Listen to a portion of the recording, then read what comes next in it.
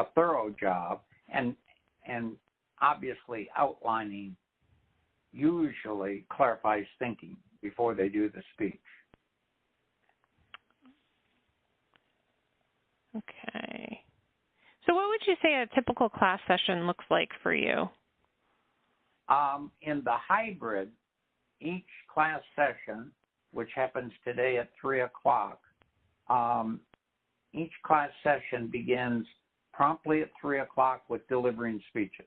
In other words, we handle no business, but they're pretty much, by the second week, every class is speeches first.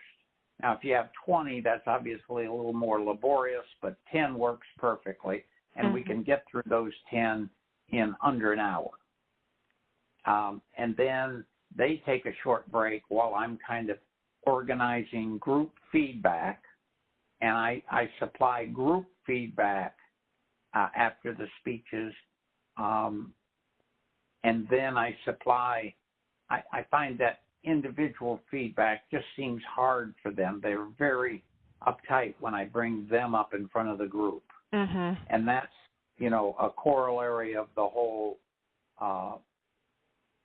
peer review process. I'm not sold on peer review because I don't think the students handle it well, and maybe I just need to, get more acclimated to it and do a better job with it. So, but we convene after the break, and I talk about the prior speech and give tell them where their strengths and where their weaknesses as a group were, and tell them they can apply that to themselves individually. And then I give them individual feedback on the Moodle platform. And then the rest of the time is usually spent preparing them to do the upcoming speech. In other words, what I find, especially for the more face-to-face oriented students, is I can tell them so that when they read either the textbook or the written instructions in Moodle, they'll get it better as a function of the class.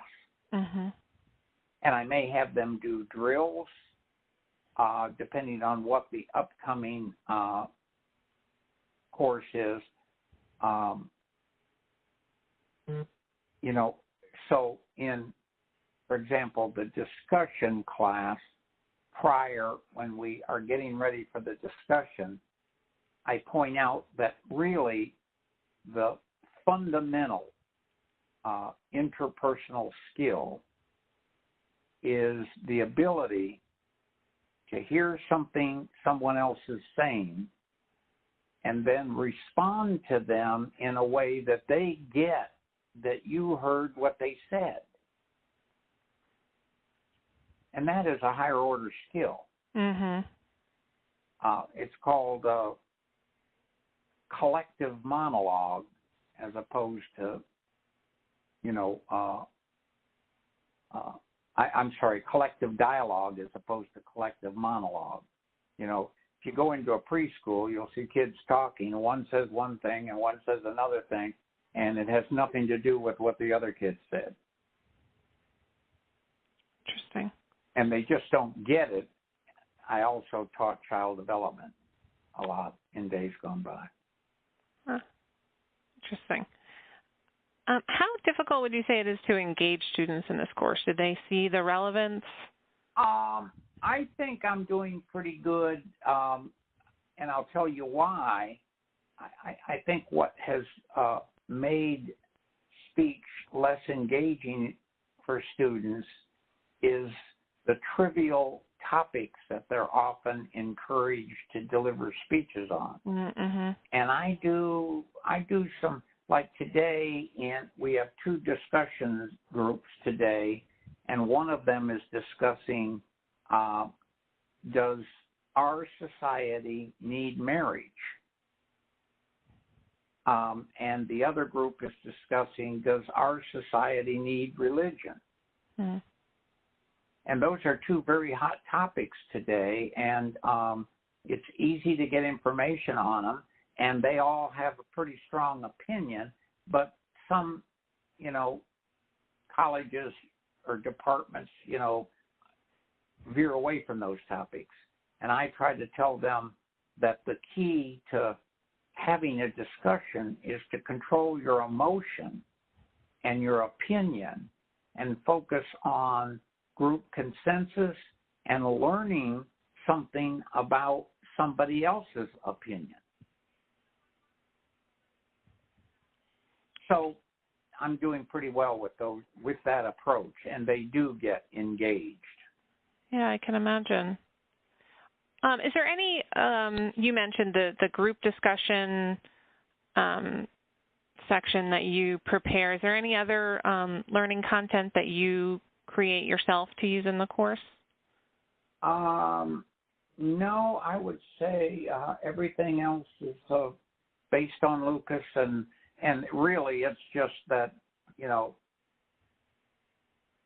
I think one of the flaws in almost every book I see is that they try to do too much. Mm-hmm. They try to, for example, integrate communication theory with public speaking and talk about interactive communication and, linear communication, and, that it's just unnecessary in a public speaking book.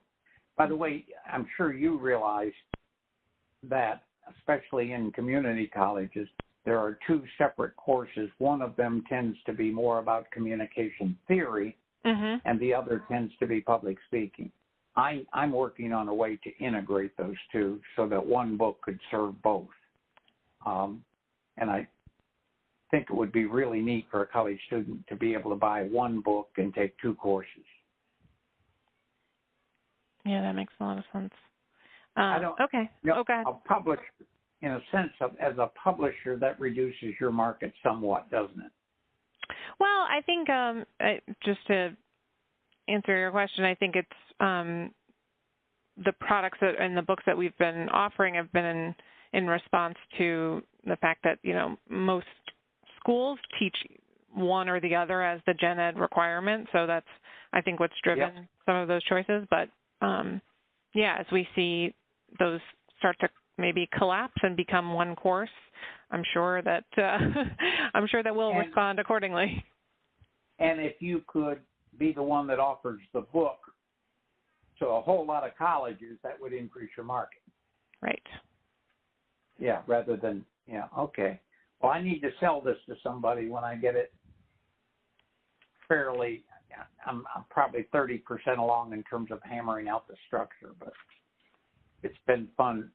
It's my final contribution to the college teaching. Would you say, sort of from a content coverage perspective, has anything changed in the past 3 to 5 years, like things that you're covering that you didn't cover before, stuff you kind of moved away from? Conceptually, in the communication theory, that's absolutely true. But, public speaking, if anything, I guess what has continuously evolved is the kind of I've introduced more emotion, and I have an approach to Aristotle's, ethos, logos, and pathos that is, I think, pretty modern compared to what he meant. So that that would be a slight change. But by and large, the public speaking concept, it's the communication theory stuff that has really been evolving for me. Interesting. Okay. All right. So that's sort of the end of and for social media. Oh, go ahead. I want, mediated communication and social media and all that stuff is huge. I mean, and students are obviously responding to it. So the more of that stuff that's in your class, the more they really get engaged. And that would be in the communication class, not in the public speaking class. Right. Okay.